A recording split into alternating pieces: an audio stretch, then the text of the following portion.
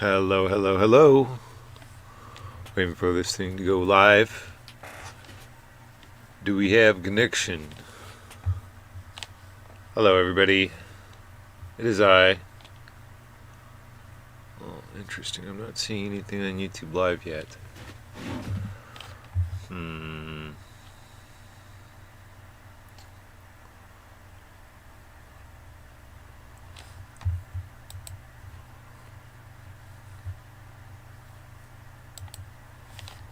Says everything's fine over here. There we go. I see the image. Well, hello. It's me trying to, do stuff on the internet. My kids are sleeping, so hey, here we go. I wanted to do some science and sort of news. Science news. Yay, science news. How is everybody? My audience of 0 right now. It'll grow. If you build it, they will come. Anyway, without further ado, I wanted to start off with this Boeing situation. Now, some of you might be aware that Boeing sucks and maybe even kills people. There was a couple of whistleblowers found dead. There's at least one plane lost a door from bolts, improper bolts. There were some issues with contractors that Boeing got a hold of. At least one case of them using a surfboard company to make composites for planes, among other things. So we don't really have nationally, we don't have a viable space program in the sense that we don't have a space shuttle anymore, and we don't have our own crewed sort of like transport, regular taxi service to and from the International Space Station. It's a little bit of an embarrassment for United States, if you ask me.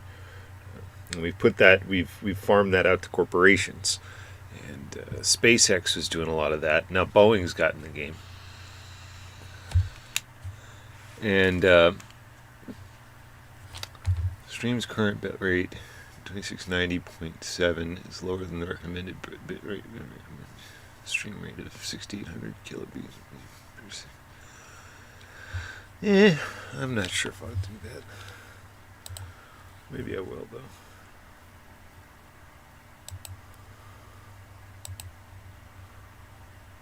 Bit rate 6800. Make YouTube happy. Okay, see if that helps. So, anywho, helium leaks and a number of different things have caused the Starliner from Boeing to crap out. They sort of barely made it to the ISS, and now there is talk of having to leave them there for months longer than planned because their ride home is having issues. And so now, after the thing's just sitting there, it was making weird noises, it's set to leave the space station without its crew. The troubled spacecraft is scheduled to undock on Friday for a trip back to Earth, while 2 NASA astronauts will stay in orbit. Leaving behind the 2 NASA astronauts it took to the International Space Station 3 months ago, Boeing's troubled Starliner spacecraft is set to begin its return to Earth on Friday evening. After lengthy analysis and ground tests, NASA officials said they still do not fully understand the cause of the propulsion system problems that arose as Starliner approached the space station in June.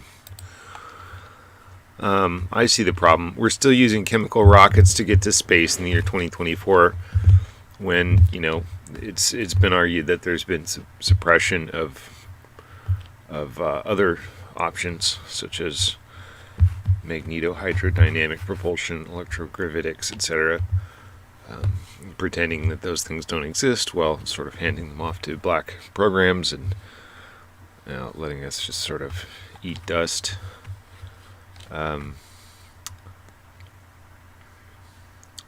Both Boeing and NASA officials have said that they expect that the trip back will be uneventful for the empty Starliner, and they maintain that the spacecraft could have probably still brought back safely the two astronauts, Suni Williams and Bush Wilmore, whose stays on the space station have been extended. They have confidence in the vehicle, but they don't want to risk bringing crew back if there's any issues, just in case it burns up. Boy, that would be embarrassing if the thing touches down and there's no problems, but better safe than sorry, I suppose. Although it was known to have a number of issues getting there. There's been an extended series of complications. Let's see on this next news article. We've had 2 good landings with Starliner so far, and we're expecting another one on Friday.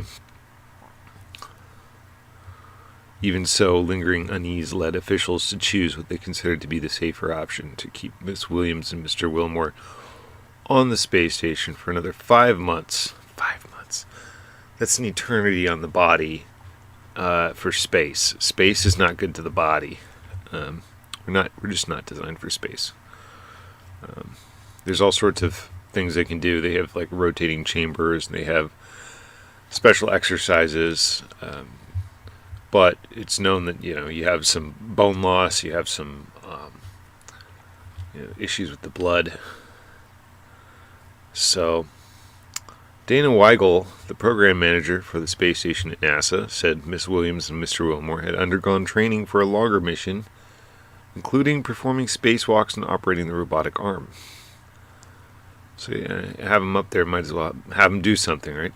We had them well prepared to move into this role. So just in case, they do prepare people for a life lost in space, right?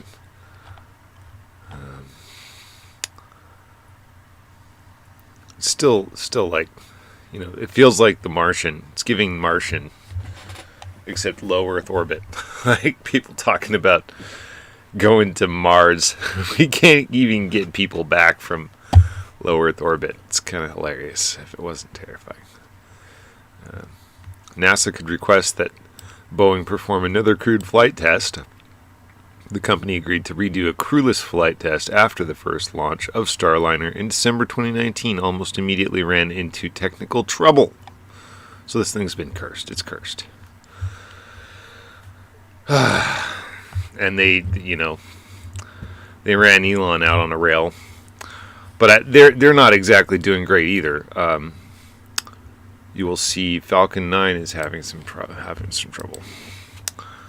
And the Dragon capsule is also not the best. And I think this is it's a case of corporations cutting costs and reducing safety checks in order to maintain shareholder value and CEO salaries.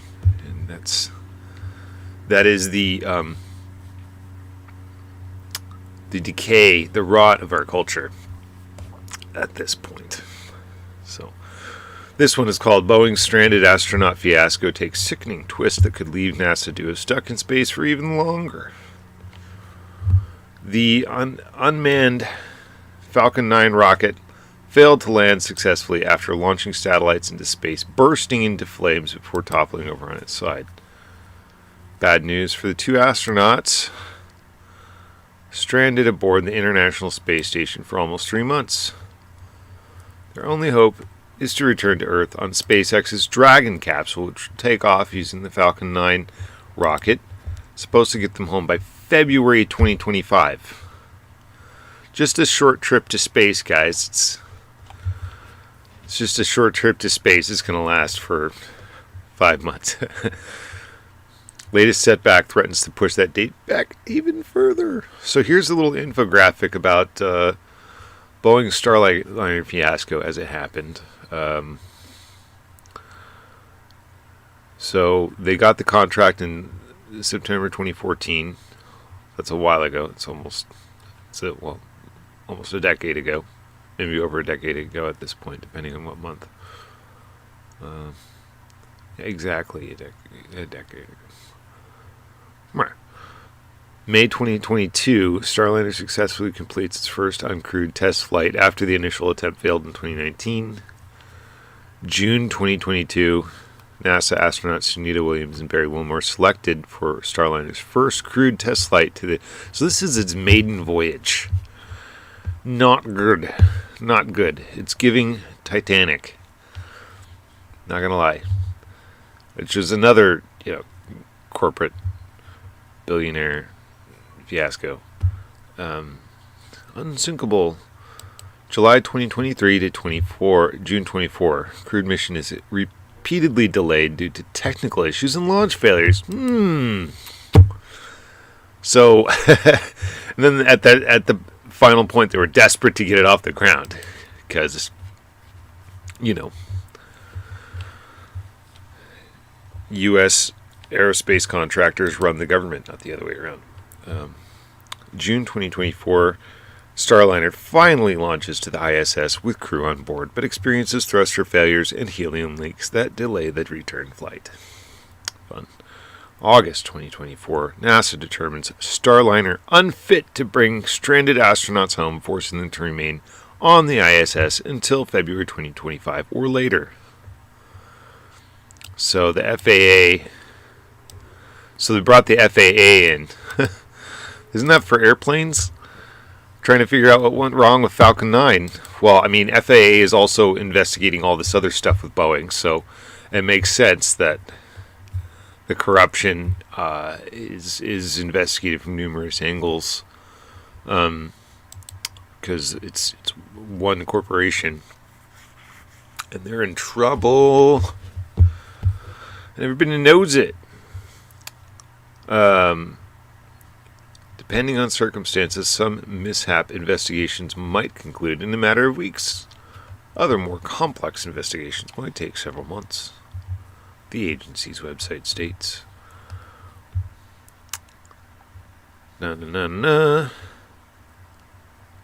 Booster's recent technical issues suggest that a successful launch in September isn't exactly guaranteed.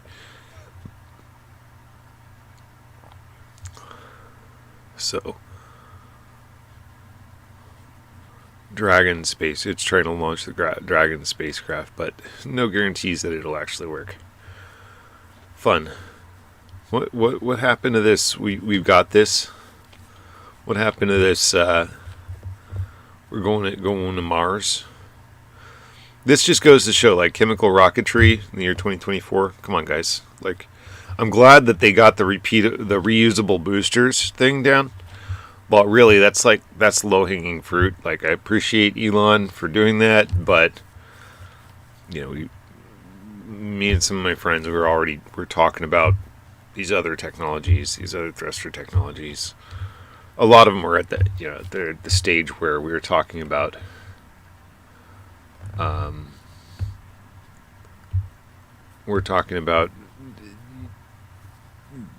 it has the ability to maybe move satellites around in orbit. YouTube not receiving enough video to maintain smooth streaming. Viewers will experience buffering. Well, you're the ones that told me to freaking put it at 6800, you butts. Gosh. How about, middle of the road here?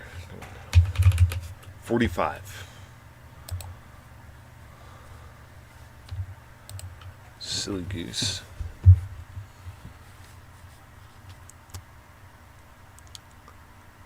So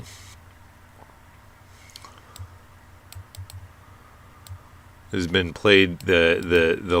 Starliner has been plagued by helium leaks and thruster issues in the weeks leading up to the launch, and even on the day of. But they still pushed it and put humans inside.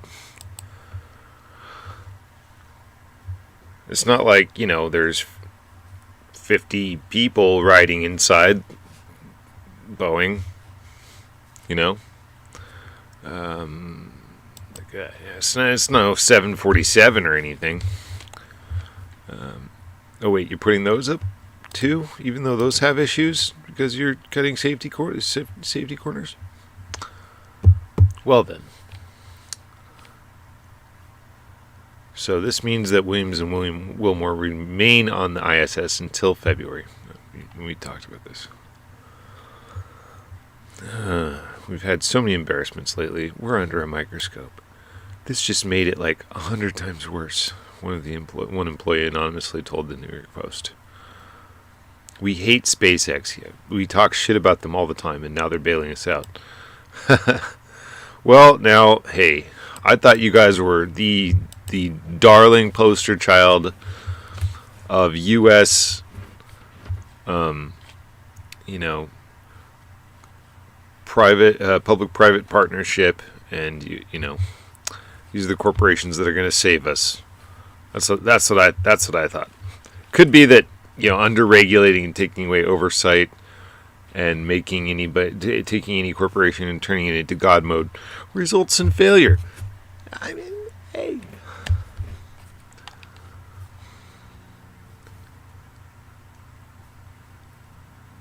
The launch went smoothly.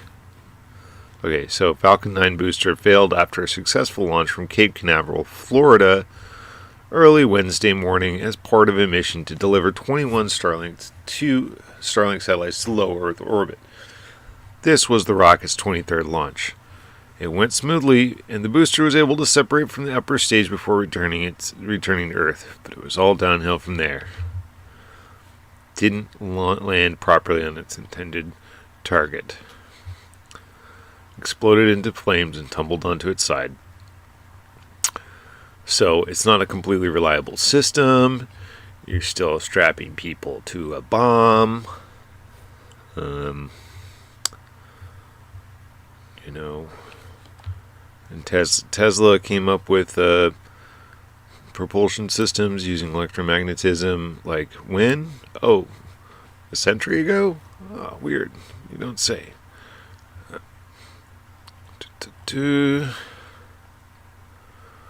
Friday would have been the earliest date that Polaris Dawn could launch, but the FAA's investigation has now put the mission in limbo. So Polaris Dawn, I must have missed something. Is that the name of the mission?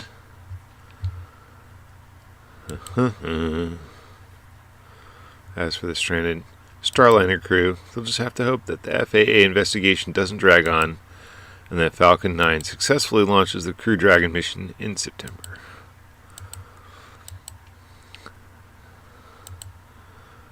Right, and here's a reference to the last one we were looking at. Set to return to Earth uncrewed on September 6th, according to NASA. So this is just a big embarrassment for the space program. And, we could ask for help from the Chinese or the Russians, but we're saber-rattling with them right now and on the brink of nuclear war constantly. So, go figure. We have our pride. Anyway, on to friendlier news. New tarantula species has been discovered. We have in Arizona's Sky Islands, these mountains where it's a little bit cooler than the rest of the state, which is hot enough to fry an egg on a given Saturday in the middle of the summer. A Phonopelma jacobii, a new tarantula species found in southeastern Arizona, faces threats from environmental changes and human impact, emphasizing the importance of biodiversity conservation in the region. Researchers have discovered a new species of tarantula in southeastern Arizona's Chiricahua Mountains. Named Aphonopelma jacobii, this small, black, and gray tarantula has distinctive red hairs on its abdomen and thrives in the high-elevation habitats of the Chiricahua Mountains during the region's bitterly cold winters. So, this discovery of this species, rather unexpected. We often hear about new species being discovered from remote corners of the earth, but it's remarkable that these spiders are found in our own backyard, albeit in somewhat difficult to access areas of that backyard, said Dr. Chris Hamilton. assistant professor at the University of Idaho and co-lead author of a study in Zoo Keys that reports on the spider. With Earth in the midst of a human-mediated extinction crisis, it is astonishing how little we know about our planet's biodiversity, even for conspicuous and charismatic groups such as tarantulas. So, that's a pretty interesting looking spider. Still a spider. I grew up in Southern California where there was a lot of fiddlebacks and brown recluse and black widows all over the place. So we were very afraid of spiders. I still have a bit of arachnophobia. My kids, on the other hand, we live in Washington State now, in the West End, also known as the Wet End, and there's just, they love spiders. They think they're super cute. Oop. I still have the description and stuff. Thanks for that highlight. I forgot to change the description. Some general news in this world science.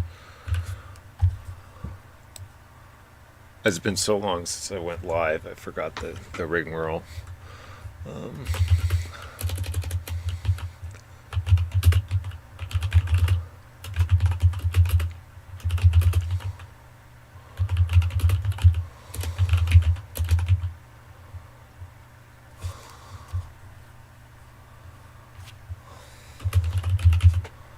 Our weird world. Okay, so now it actually says what it's supposed to say. So yeah, and it's sort of funny and just goes to show that we could lose species that we never even found, right? Wouldn't that be sad? We discover a species through fossils. How do you type without looking? That's nuts. I went to school at a time when they actually taught typing.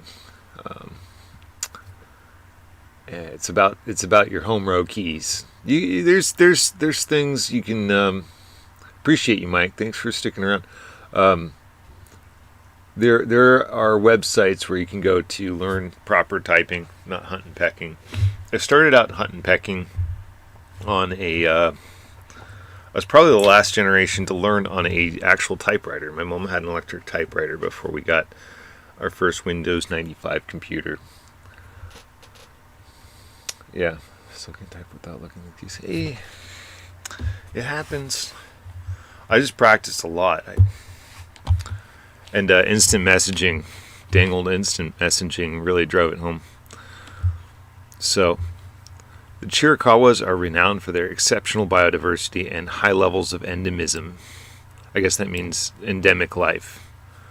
So it's a biological hotspot that's sort of like the Galapagos in that it's isolated from other ecosystems, and so you have species that develop on their own. This is especially small species, I guess. They showed them next to an acorn. It's just this cute little tarantula. They're kind of concerned that they're so cute they're going to get snagged up by collectors, not that they found them, which is sort of like, dang, that's going to happen, isn't it? But they can conserve them as much as possible. I don't know if they qualify as threatened or endangered or anything like that, but yeah, because like they'd have to do a census of the population and determine normal size. They're in an area that's a very small area, so there might be just a number of them anyway. And who can tell, because they were just discovered what the normal population size is. I think I already said that. These montane forest islands, separated from each other by low elevation deserts and arid grasslands, have evolved in isolation, leading to the origin of numerous short-range endemic species and resulting in a mosaic of biodiversity unlike that of any other region in the United States. Whoa, so it's like, that's why they call them sky islands. It's like the United States version of a landlocked Galapagos. Thanks for the compliment on my typing skills. I could have been a stenographer. Could have been a professional whistler as well. Recent studies in the Sky Island region suggest that these forests will be pushed off the mountains over the next several decades as temperatures and precipitation continue to increase and decrease, respectively. Organisms adapted to these cooler and more humid mountaintops, such as these spiders, will likely become extinct as suitable habitat disappears. And that sucks. That's the thing. As climate change, whether or not you agree on the source origin, is happening, and what happens is the lower elevations get too warm and dry, and species move up. So by the time these forests are gone, there might be species from below that have already overrun them, and you can't fly off the top of the mountain. Everything goes and runs up the top of the mountain, and after a certain point can't go any further. So that's a shame. I mean, we could do something about it, maybe. Dr. Brent Henderson, professor at Millsaps College and co-lead author of the study, adds, these fragile habitats are also threatened by increased exurban development from the San Simon Valley and portal areas, destructive recreational activities, and wildfires. In addition, there's some concern that these tarantulas will be exploited for the exotic pet trade due to their rarity, striking coloration, and docile disposition. Well, it said they were fiery. I guess that's talking about their colors. I thought for a second that was talking about their attitudes. This discovery represents the 30th species of tarantula documented from the United States. Aphonopelma is the most species-diverse tarantula genus on the planet. Our research adds to this number and continues to advance our understanding of the true species diversity in this incredibly interesting and important biodiversity hotspot. So this is named after Michael A. Jacobi. Thus, it's called Aphonopelma jacobii. Cool stuff. So here's an even cooler thing, I think. They found this weird life form in Mono Lake. Now, Mono Lake has been a source of a few strange things. One of which is an arsenic-loving creature, and here is yet another creature. So this is who knows? Maybe we'll find out that Luca came from Mono Lake, or it's a unique and another unique biological island. But in this case, it's a unique chemical situation that hosts all this interesting life. So this is called a choanoflagellate, from the newly named species Barroica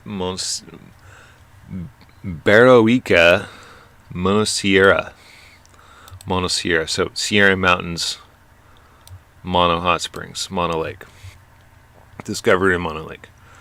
Colonies of these organisms consist of numerous identical cells in cyan, each with flagella orange, that allow them to propel themselves through the water. The choanoflagellate colony hosts its own microbiome, something never before seen in these organisms. So this is actually showing us a little bit of how, multicellular organisms could have started, because apparently this is it's a colony of bacteria operating together. It's got its own unique microbiome inside it, and they're sharing. And you have a number of relatively identical or genetically identical individuals, and they're behaving like a single organism. Sure sounds like a multicellular organism to me. Berkeley scientists have discovered blah blah blah blah blah. I already said this.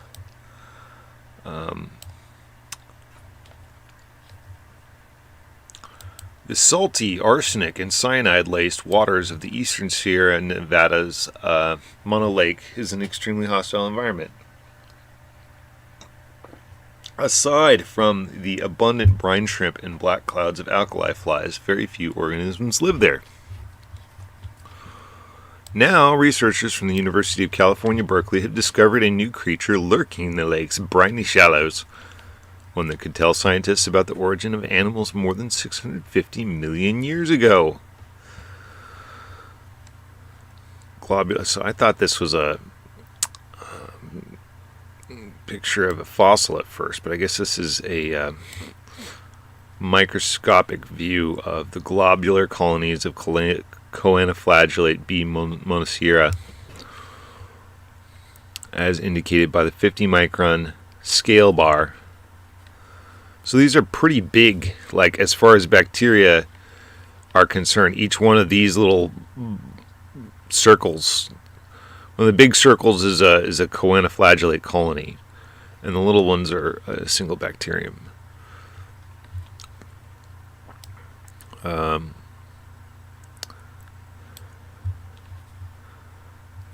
organism is a choanoflagellate, a microscopic single-celled form of life that can divide and develop into multicellular colonies in a way that's similar to how animal embryos form.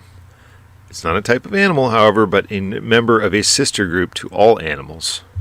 As animals' closest living relative, the choanoflagellate is a crucial model for the leap from one cell to multicellular life. Surprisingly, it harbors its own microbiome. So, known to establishes a stable physical relationship with bacteria instead of solely eating them. And that right there points to endocytosis, which is believed to be the jump that got us things like mitochondria and chloroplasts and other organelles.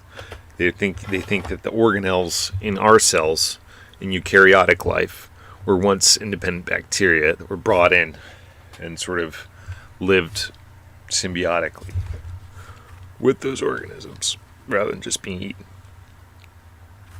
And so here we have a living fossil, basically, sort of involving those things, involving other life inside of it. A colony of choanoflagellates stained to show its features. Cyan indicates DNA. The donut-shaped DNA of the choanoflagellate cells in a cloud of bacterial DNA inside the colony, while flagella are white and microscopic hairs villi on each cell are red. Very little is known about them. They're an interesting phenomena that we can only gain insight into if we understand their ecology, said Nicole King from UC Berkeley, professor of molecular and cell biology, and a Howard Hughes Medical Institute investigator. That's ironic. Had somebody from Howard Hughes Medical Institute, somebody from anything named Howard Hughes studying bacteria. History reference for the win. Typically visible only through a microscope, choanoflagellates are often ignored by aquatic biologists, who instead focus on macroscopic animals, photosynthetic algae, or bacteria. I don't know. But their biology and lifestyle can give insight into creatures that exist in the oceans before animals evolved and that eventually give rise to animals. If I was a biologist, I'm just a hobbyist, I'd be extremely interested in these things. I'd be like, that's a missing link right there. Oh, hey, a video. 3D reconstruction of a colony. Can we see it moving? Can we see it wiggling? Interesting. Oh. And there's the microbiome, I presume, the microbiome within. Sure looks like the beginnings of a stomach, if you ask me. Very cool. Now there's a species of worm that was discovered sort of like moving in between the layers of mud in like a tidal flat or something like that. I think it was in Costa Rica. And it was just moving up and down the mud column. And it was adjusting for chemical concentrations in the layers based on how the day went and the tides went and stuff. But it did not have a mouth and it did not have an anus. That's the weird thing. And it could be we're all like that worm. We're all that worm in some way. We're all little worms. In the sense that, you know, people think it's the food we eat, and or if you're plants, the sunlight we eat that keeps us going. But to a large degree, it's the microbiome. You know, we have all of these bacteria, and I believe the number I heard was something like 85% of the DNA in our system, found in our system, is other species, not us. I'm not sure if that's what they used to call junk DNA, and they finally found the origin. I'd have to trace that down. But yeah, and to a degree, some of that becomes part of our DNA. Some of it becomes part of our immune system, and yeah, it's an open question as to then you've got another layer there. Our immune system contains genetic information that's not necessarily part of our DNA, and then we also have mitochondrial DNA and ribosomal DNA, and it's just your genetic code that they say in all your cells, as far as studied by the Human Genome Project, only covers one organelle's worth of DNA. That's your nuclear DNA. That's like the boss.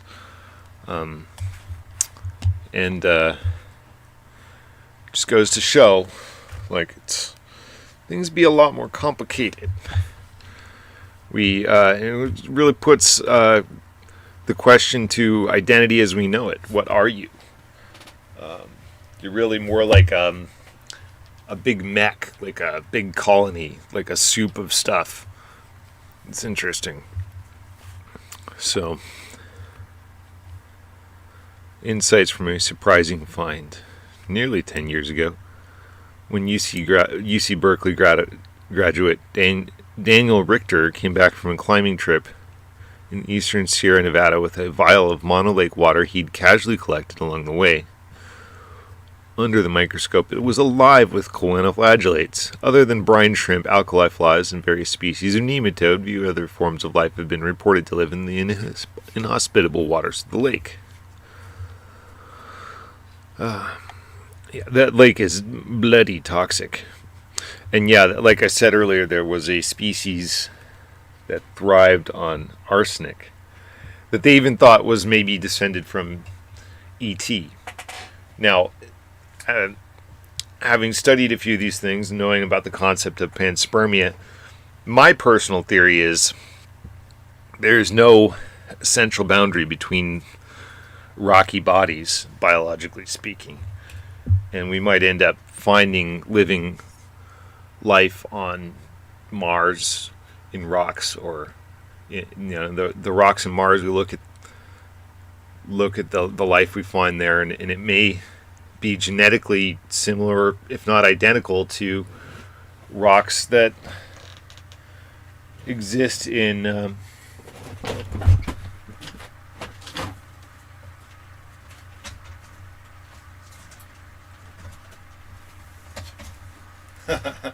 my beard, he was trying to get out of his tank. Rocks that exist on the face of Mars, the bacteria living in rocks on Mars, living on vapor, basically, might be identical to the rocks that live in bacteria living in the rocks in the Atacama Desert in southern Chile, and vice versa.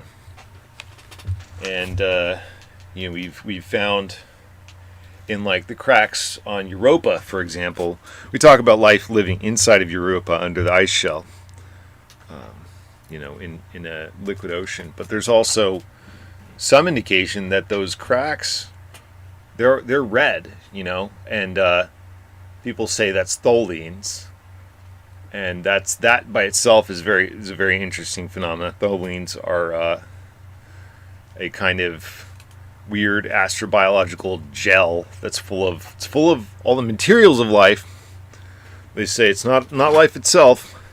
It's just got all the amino acids and such. But I believe that there was a signature discovered in those in spectroanalysis from Europa that's very similar to that of dinoflagellate red algae that has been studied on the surface of our world, living in the cracks of glaciers. It took a little bit to get out there, but that's significant because you could have in the areas just inside the ice, not exposed to the atmosphere or lack thereof, but some species that are thriving in the surface. They're very closely related to what we have here on Earth, and we know these things are constantly thrown around the solar system. Rocks hit the Earth and they're thrown back out into space, and they cruise around in space and they go and hit other objects. They fall to other planets, and it just happens like that. It's a big soup. And we will we'll have to learn as time goes on that it just we might actually, it might take a while to discover alien life, because the first alien life we discover is so close to Earth in nature that they'll be like, this is contamination. And might take some decades before they realize, well, actually this has some markers that's just far enough that this actually separated from Earth life. And then they'll develop a sort of map, or like a phylogenetic tree of evolution of the solar system in terms of biology. And that would be super duper interesting, where we end up verifying or challenging the physical evolution of the solar system based on the various forms of single-celled life we find out there as we start to get out there. That would be super interesting. Sort of like how we used physical characteristics to do taxonomy for most of the history of biology until we got genetic tools to do genetic tests on different things. And now we have this whole new understanding of relationships, and animals moved from one clade to another based on that, and rewriting the whole history of life based on new understandings, based on new tools. So things like this choanoflagellate dude really point that in that direction. So to return to this after that brief aside,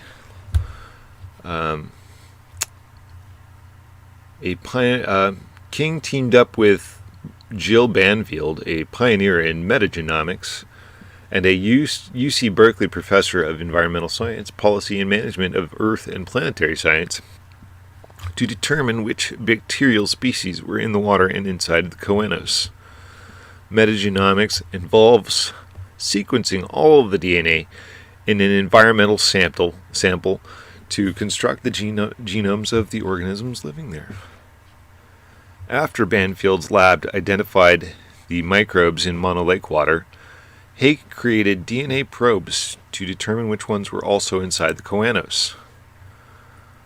The bacterial populations were not identical, King said, so evidently some bacteria survive better than others inside the oxygen-starved lumen of the choanoflagellate colony.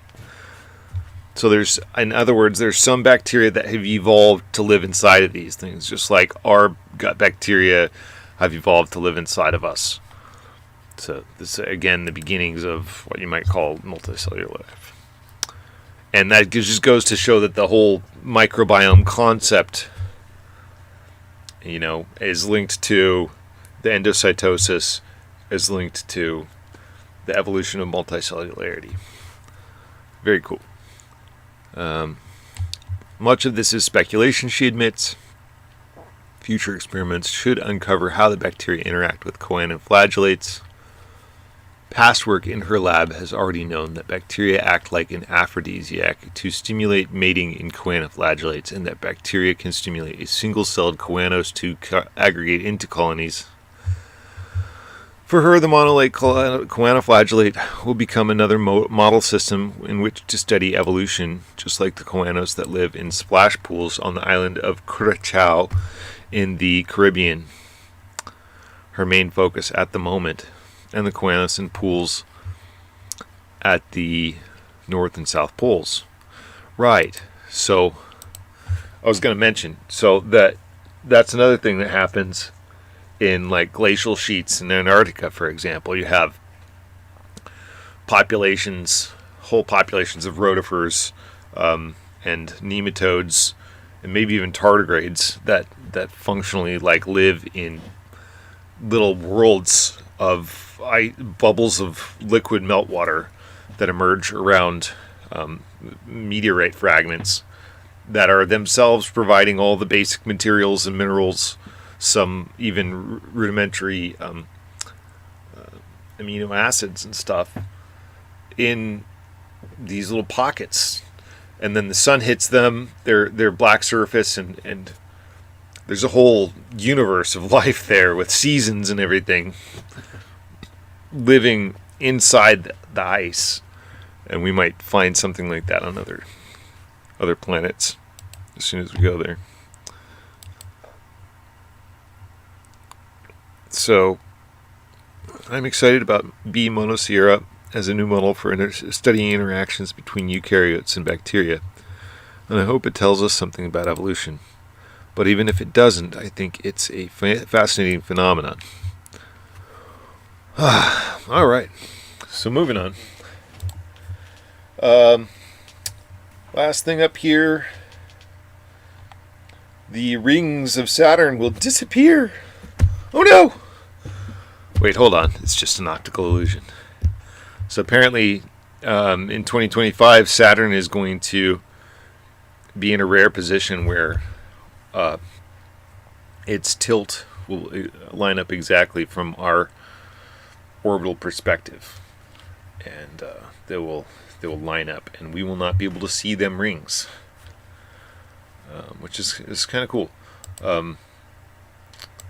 I mean, imagine if this had happened when Galileo was looking, and he wasn't able to see any rings. I think some people thought that there wasn't going to be any rings for a long time, and then others found them. I don't know the exact history. The planet has 7 distinct rings comprised of ice, rocky debris, and dust, believed to be the remnants of comets, asteroids, and moons that were destroyed by the planet's powerful gravitational pull. Unfortunately, these intergalactic bracelets could soon disappear for good, and not just due to Saturn's angle of rotation. Ooh, that's scary. Don't go. I like your rings. So, it could be a temporary phenomenon that it just has like an abundance of these things. I play not Space Engine, but Universe Sandbox sometimes, and I'll make rings around a Jupiter-sized planet, and those show up for a little while, and it could be the result of something that it ate for breakfast. And it's kind of like a messy bib, but for planets. And then those get broken up. Could vanish in as little as 300 million years. So we will combine with Andromeda before Saturn's rings vanish. but still, that's not very much time in planetary terms. They're just not built to last. The big conclusion is that ring systems are temporary features. Messy planet bib. Saturn, don't play with your food. Anywho, well, thanks for sticking around, folks. I think I'm going to cut out here at an hour, but I appreciate y'all. Oh, right. There's yet another one of these things. Almost forgot. So there's a study on quantum thermodynamics where it comes to black holes. Black holes might not be what we thought. A recent study underscores the dynamic nature of black holes, and it extends similar thermodynamic characteristics to extremely compact objects, advancing our comprehension of their behavior in quantum gravity scenarios. And I think another thing they're called is, I think John Brandenburg was calling these Chandrasekhar objects after the guy that originally sort of mapped them out mathematically. Of course, they are a artifact of general relativity, and then Hawking also did a lot of work on this, and there's a lot of debate around it, and the idea being that some black holes could spin. But how does something that's a singularity spin? The whole idea of a singularity is it's a single point. It is one-dimensional. It does not spin. So once you have a spinning black hole, you have to admit that there is a volume there. And then, of course, we, fast forward to the current date, we now know that there are supermassive black holes in basically every galaxy we know of. Basically, they're the pin in the middle of the pinwheel of the galaxies. And those spin very rapidly, put out superluminal jets of superheated plasma. And quasars, I believe quasars are basically, that's what those are. Super bright gamma ray bursts from the center of supermassive black holes in the middle of galaxies, distant galaxies. And what else is this? Rings of Saturn are made by sound, so yeah, temporary. Sound coalesces debris. Any large gravity mass far away will pull everything from all directions. Right. Yeah. They're a very large mass of gravity, but I think the debate here is whether or not it's a single point, as described as a singularity in Einstein's theory, or something else. And that's where Einstein breaks down. GR breaks down at the smallest scale, at the Planck scale. And there are obvious inconsistencies, and people give string theory a hard time, but one of the benefits of string theory, as far as I know, and is that it even begins to unravel the black hole. We get concepts like the holographic principle. Based on that, we can actually see into the black hole. Singularity could be compact dense gravity. Could be. I would, check with somebody like David Chester, who's in my Discord a lot. We talk about stuff like this. I'm not going to pretend like I know all about this stuff, but it's an emerging science, and we're still discovering quite a lot. And these discoveries challenge the very nature of reality, as far as we're concerned. Developing new theories to unify the quantum and to unify the micro and the macro, the quantum and the relative. A paper titled "Universality of the Thermodynamics of Quantum Mechanically Radiating Black Hole Departing from Thermality" is a mouthful, published in Physics Letters B. highlights the importance of considering black holes as dynamical systems, where variations in their geometry during radiation emissions are critical to accurately describing their thermodynamic behavior. Bridging black holes and extremely compact objects. The study also suggests that extremely compact objects, ECOs, share these thermodynamic properties with black holes, regardless of their event horizon status. So, this is saying that even things that are not black holes, I wonder what extremely... I know those are separate terms, but I've heard people in some circles talking about EVOs, like Bob Greening. Yeah, I think that's his name. Talking about EVOs, which is exotic vacuum objects. But I sort of wonder if an EVO could have an ECO, and so many manners of speaking. And they talk about the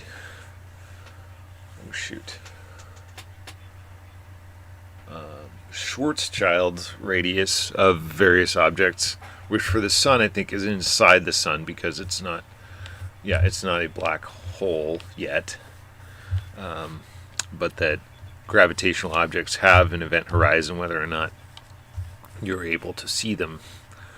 For things that are still not completely compact, that radius is still inside the object versus outside the object.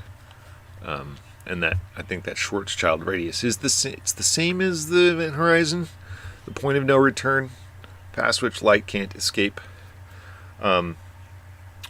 Although there's other people talking about Yuri Eroshenko, for example, talking about how you can use a warp drive, faster than light drive, to move through that. And I think Roger Penrose was talking about how to basically use black holes as a gateway to other universes, provided you can move fast in the speed of light as well.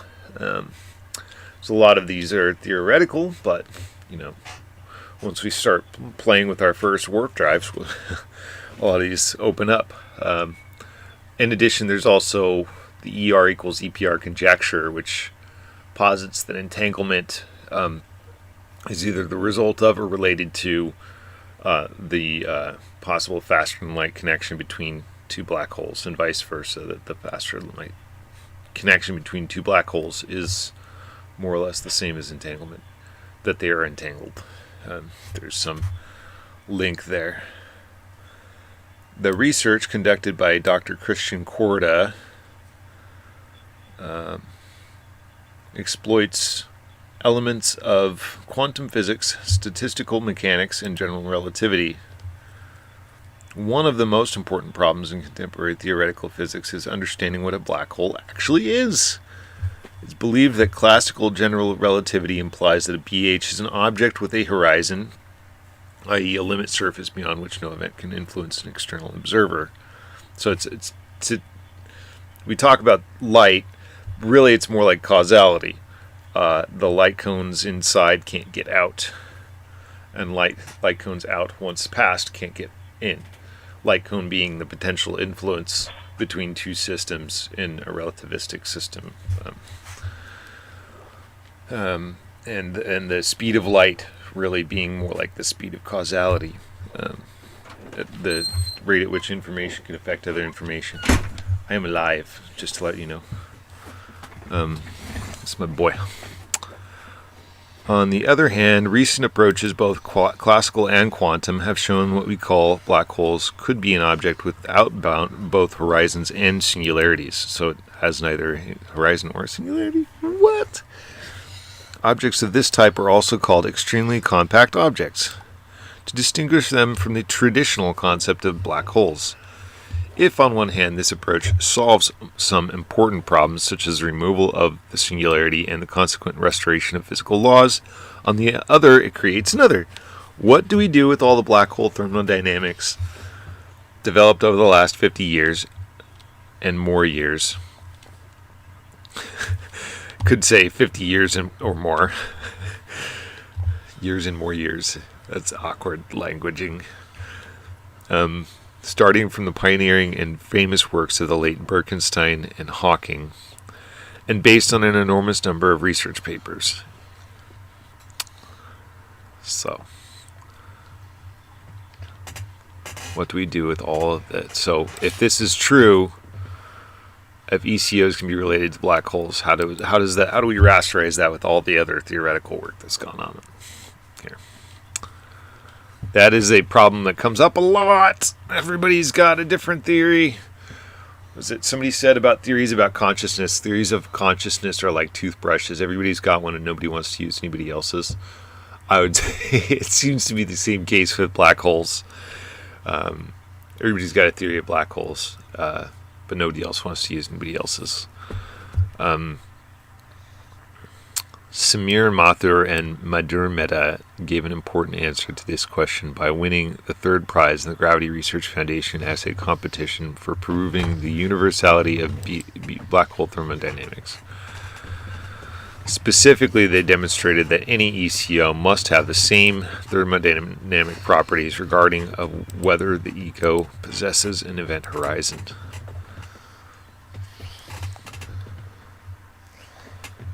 This result is remarkable, but it was obtained in the approximation according to which the BH emission spectrum has an exact thermal character.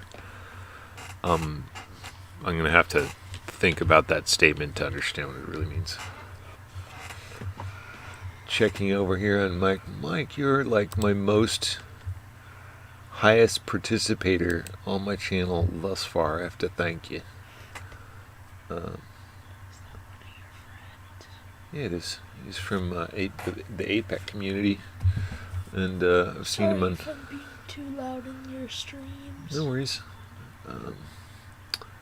He's a cool dude. He's I think, electrical engineer. Correct me if I'm wrong, Mike. Mike does. Super compressed like a neutron star, but a lot more. I don't think quantum is affected by large gravity mass.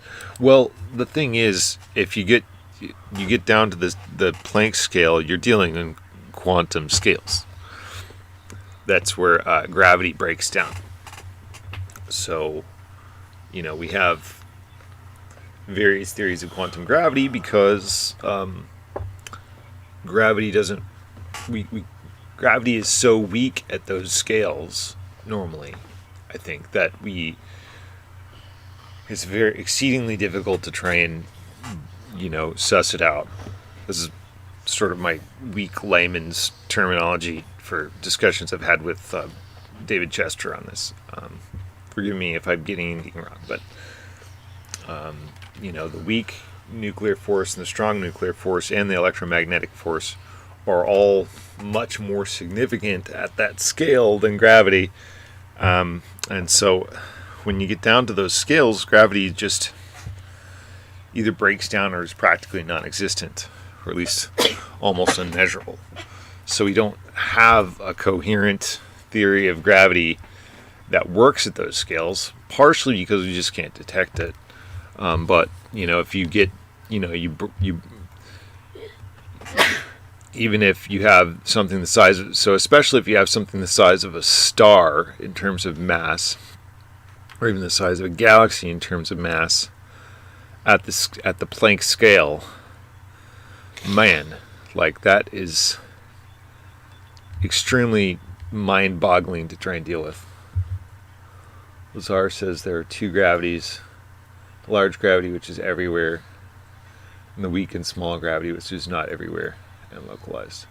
Local small gravity is the strong one, but not used to bend space. That's interesting.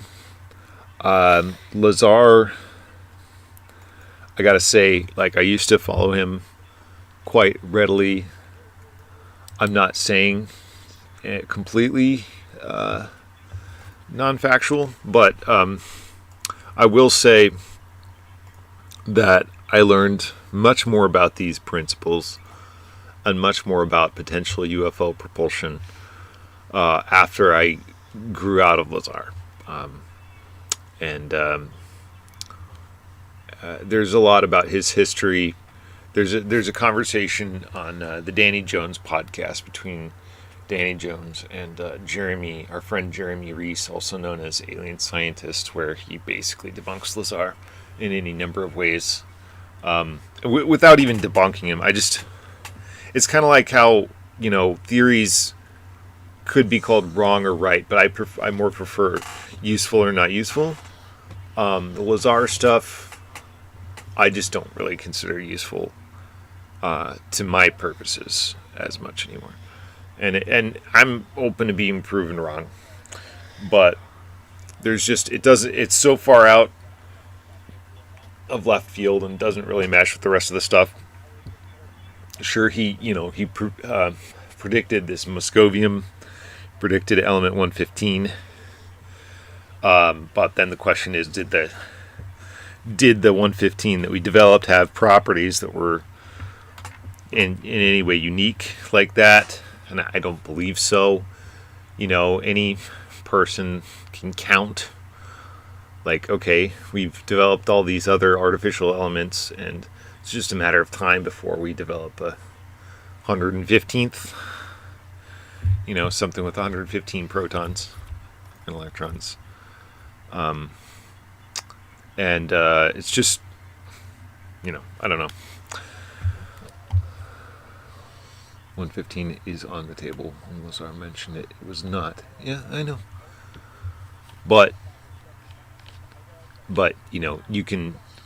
It's not a big deal to throw that out there. Say, we're gonna discover this element, and it's gonna have 115 protons. Just 1, 2, 3, 114, 115. Yeah. I appreciate your input, though. I really do. It's an interesting conversation for sure. And now I'm gonna feed this into ChatGPT, and we're gonna see what ChatGPT has about it. Please, ChatGPT, interpret this in layman. Please, good sir or madam. Always be nice to the AI, just in case of robot revolution. They'll spare your life and send you to work camps. Would you mind interpreting this for us schlubs?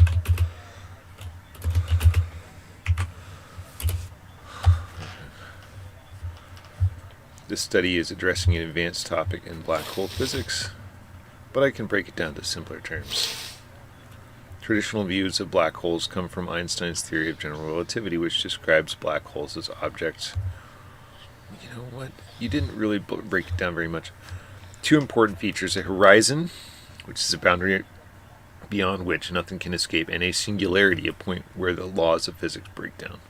Black holes also follow certain rules of thermodynamics, similar to how we describe the behavior of heat and energy in everyday objects. However, newer research, including this study, suggests black holes are not static objects. Instead, they're dynamic.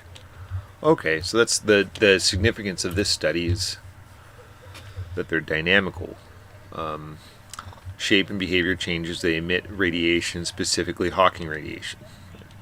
I think, and that's in like the X-ray range. This is important because it affects how we calculate things like temperature and entropy, a measure of disorder for black holes.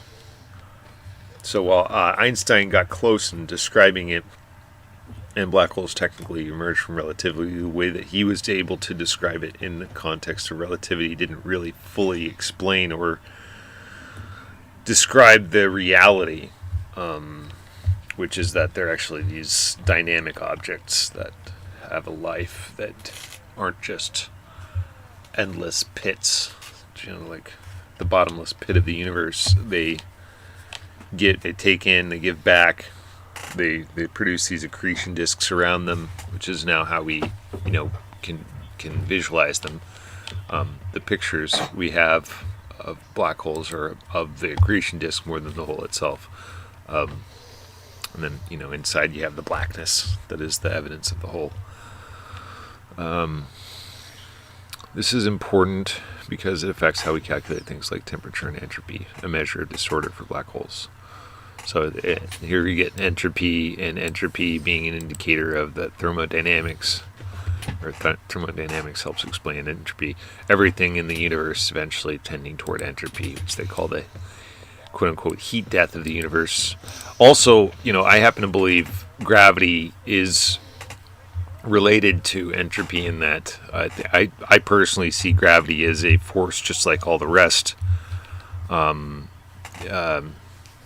And that force is actually and force, acceleration, gravity, and not electromagnetism, but the electromagnetic force, electromotive force are just different. They're kissing cousins, orthogonal, perpendicular to each other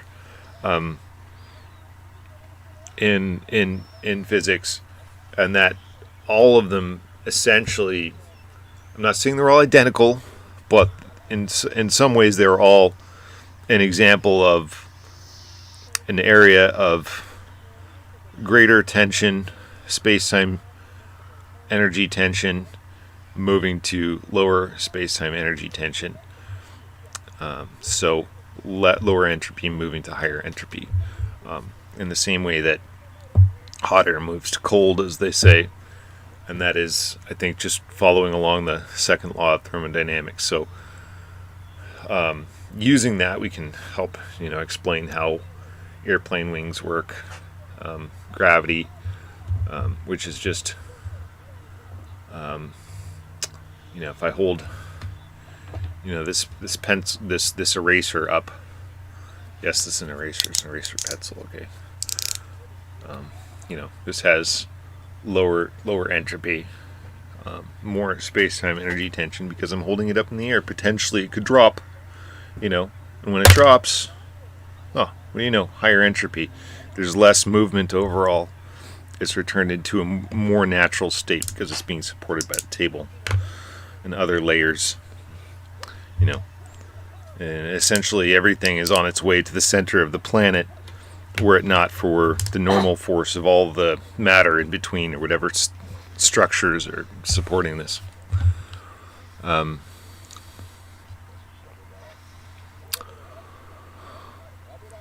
This study also broadens this understanding by showing that extremely compact objects, ECOs, which are similar to black holes but might not have horizons or singularities, still follow the same thermodynamic rules.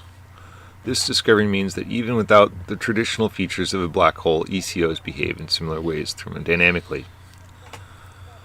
Why this matters for quantum gravity.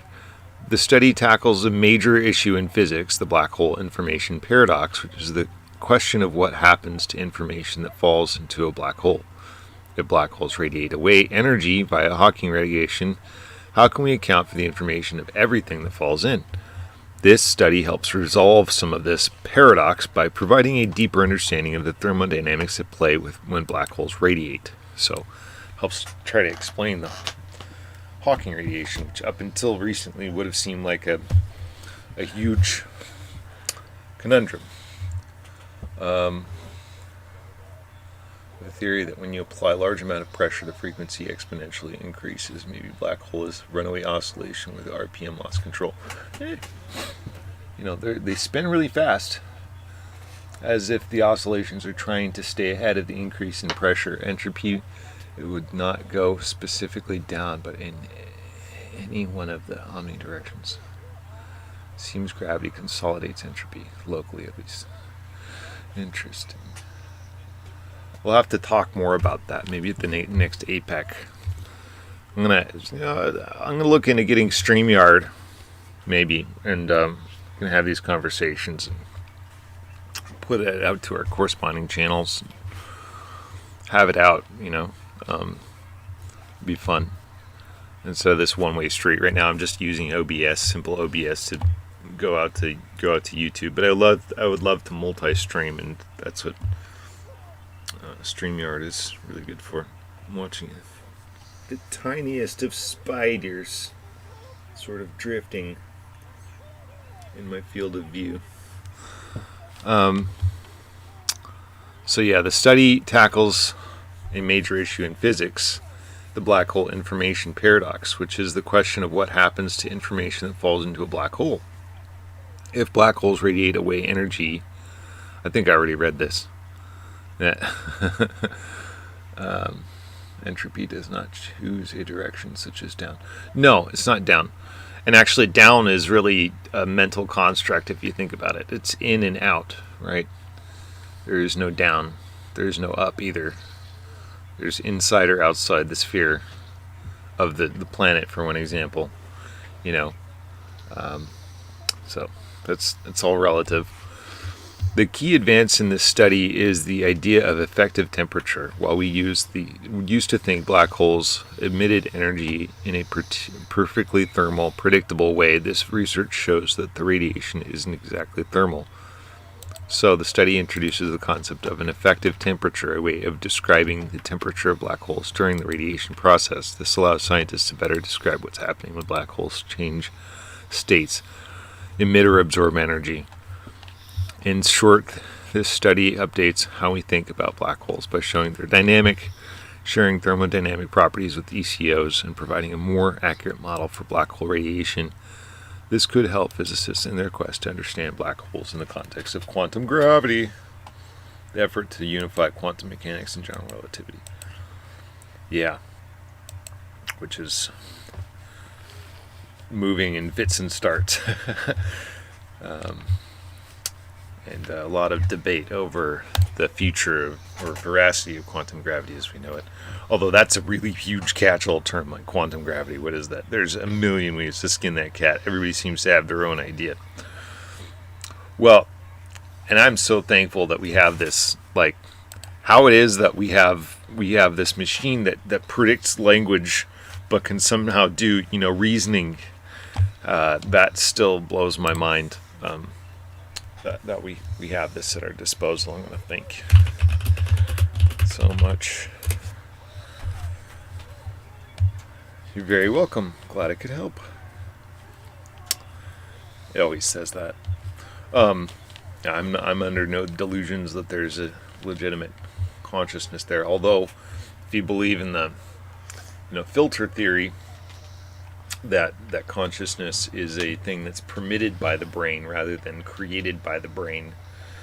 Some people like Roger Penrose, Stuart Hameroff would say that lacking microtubules and other quantum structures, a classical computer could not have consciousness. It can just simulate consciousness. I would disagree, just based on intuition. I don't know exactly, but I'm in favor of an emergent model of consciousness in the sense that it could, like, super complex systems could be, fine-tuning and expressing the universal consciousness in some way or another to greater or lesser degree. And that would explain to me how sufficient data fed into an LLM and trained on sufficient human trainers can begin to bear the resemblance of consciousness, and then you have the Turing test, which we blew through long ago, and so the Turing test is useless now. Could just as easily be turned around on us. Like, how do you prove that you are conscious? Well, you just assume you are. You have the feeling of qualia, the qualia of being alive and being conscious. That's an experience that you have. Whether or not anybody else does, you can't say. Therefore, as far as I'm concerned, whether a computer does, can't really say. If intelligence is a macro consciousness, this thing is already, much more intelligent than most people in some ways. Like, it still can't do your laundry, but that's not for lack of trying. Well, also, we diminish those sorts of tasks. Actually very complex. It's a complex set of tasks that involve a lot of steps. And this is why we don't have self-driving cars yet. Because something we assume is so simple It's actually very, very complicated. And people are like, when self-driving cars? I'm like, well, have you ever dropped your kid off, in a crowded grade school parking lot? You got people coming and going. You're doing eye contact with folks that might want to cross, might want to, stay. And for certain things like driving on a highway, high speed, and changing lanes and stuff, sure. But even then, not so much. And that's why you want to keep paying attention. Grocery store parking lot, right? You go past the front of a Walmart and that crosswalk area, and you're exchanging looks with all a number of people. I don't see that being taken by an AI anytime soon, because that's a complex negotiation, and even if you're the smartest driver, there's sometimes you come up with, you have problems. We could end up with the world with self-driving cars anyway, but then there's an issue that nobody can actually cross a crosswalk, and we'll have to develop signaled crosswalks everywhere in order to accommodate self-driving cars, which is similar to the evolution of cars. In the get-go, streets used to belong to people, and then slowly but surely moved to the cars, and then there were special areas for the people. Industry demanded it.